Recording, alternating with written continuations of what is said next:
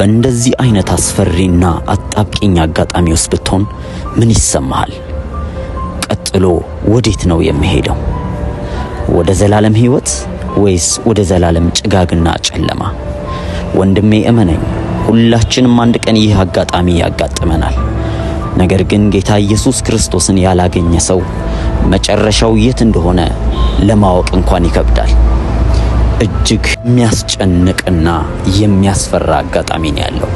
ስለዚህ ወዳጄ፣ ሞት ሳይገሰግስ በፊት፣ ጨለማ ሳይውጠን በፊት ዛሬውኑ በኢየሱስ ክርስቶስ አምነን እንዳን። መጨረሻ ወዴት ነው?